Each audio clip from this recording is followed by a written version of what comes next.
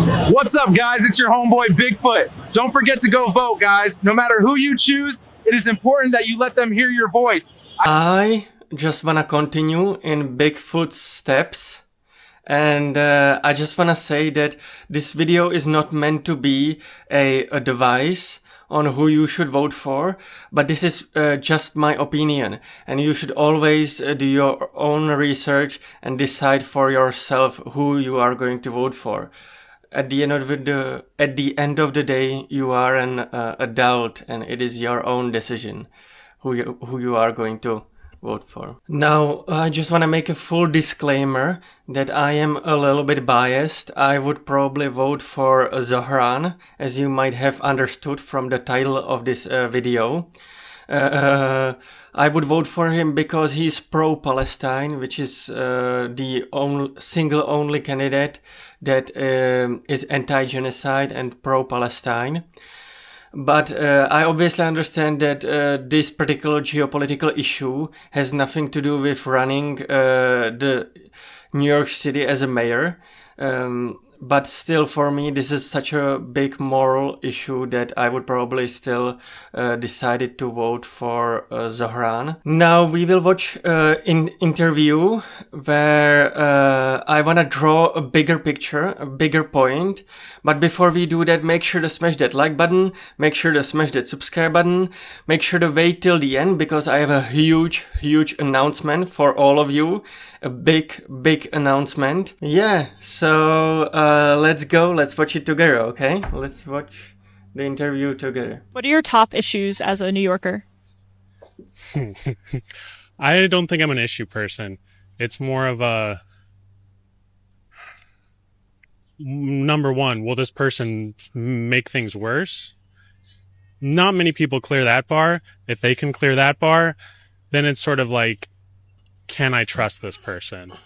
And then maybe we can go down the issues pipeline. But if you're just voting on issues, you're kind of saying, hey, I'm going to trust that I don't even know if I trust this person, but I'm going to pretend that I trust that they're going to go the way I want to on something that like could be so far down the road. You don't know. Now, what is truly interesting about this idea is the fact that politicians usually campaign on different subjects and different issues, but by the time that they get into the office, these issues may or may not be already in the past. These may be issues of the past, and there will be new issues and new problems that will come up. And you might be completely surprised that the candidate that you thought you knew and that you thought that you can trust will essentially on this new completely different problem, completely different issue, will act differently than you would expect. So he will surprise you with his own actions or with her own actions. You know, the politician will surprise you, essentially. Because there is a new problem that nobody expected and he reacted the way that you did not expect it either. This is an important thing to keep in mind. Actually, this guy in this video, God bless his heart, this guy really made me think about this particular, bigger concept that maybe we should be picking our politician based off of more of a trust, more of a gut trust, rather than maybe some of the issues that they pick, because these issues may already be issues of the past. Now, one issue that I wanna briefly mention in today's video, one issue that will never go away when it comes to New York City, is the issue of housing. That is simply because it is a very tiny area where more than 10 million people live. It's a megalopolis. It's a huge megalopolis where people are pretty much cramped up and the space is very limited, and so housing will always be an issue.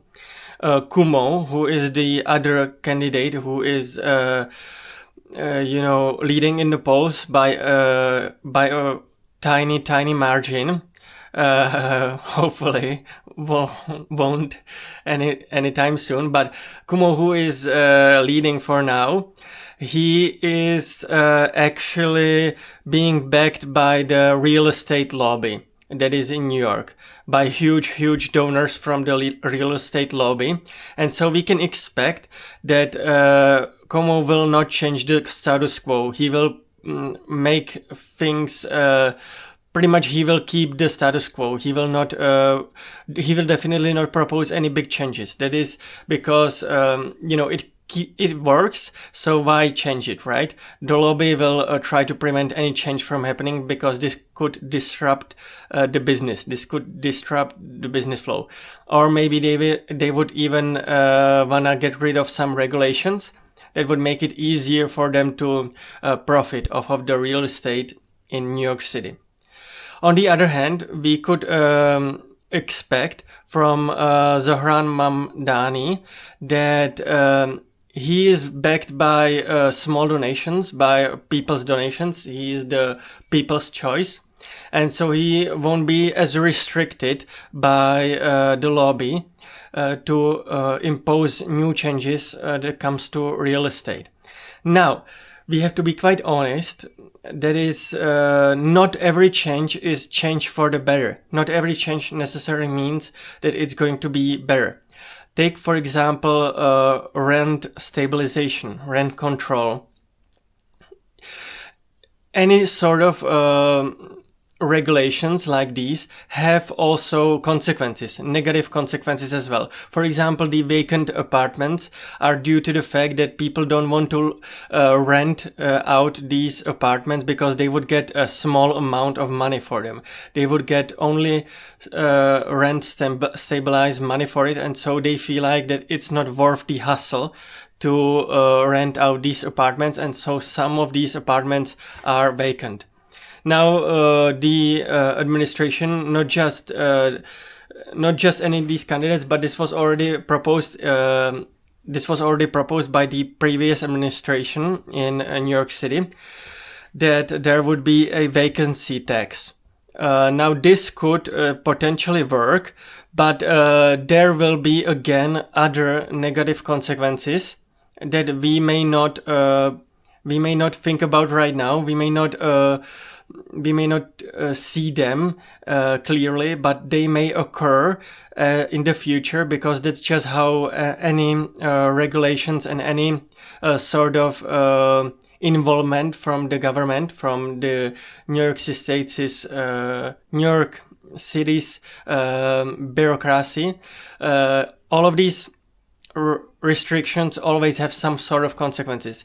They have obviously some benefits as well, but they have also some consequences that are not always easy to see. On the complete opposite side of the spectrum, if we would go the libertarian way, which is a very, very free market thinking, very free market will solve everything. No regulations at all, very sort of on the right wing, complete opposite on this particular issue. If we will go the libertarian way, this could probably lead something that my homeboy Tim Dillon always speaks about.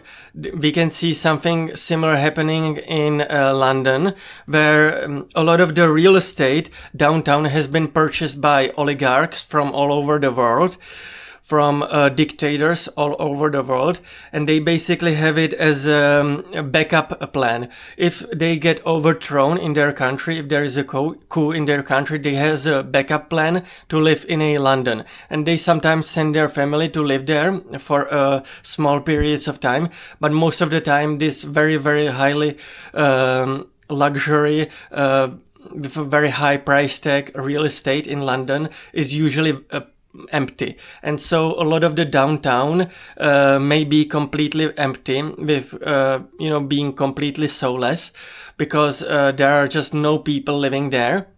And this could be also issue that the free market essentially will find the highest bidder, and it could be foreign highest bidder, foreign, essentially dictator who wants to have a backup plan, you know. Now, with all of this being said, please make your own judgments.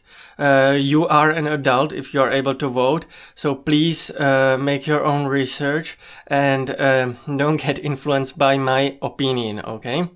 Now, with all of this being said, I have a huge announcement to make, as I promised in the beginning of the video. I was actually very lucky to come down to Austin and been part of the Joe Rogan's experience. So on my channel there will be a little bit of the backstage footage. We will also go a little bit of the footage from the episode. I don't know what date exactly it's going to be up on Joe's channel, but I don't want to be before it. I don't want to be talking about the episode before it airs on Joe's channel. But yeah, it was a great experience. I am truly thankful for it. I am truly thankful that Joe was willing to have me on.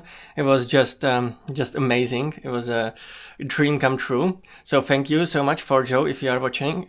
And also, yeah, make sure to smash that like button. Make sure to smash that subscribe button. I also write an exciting, unique blog, so make sure to check out the blog as well.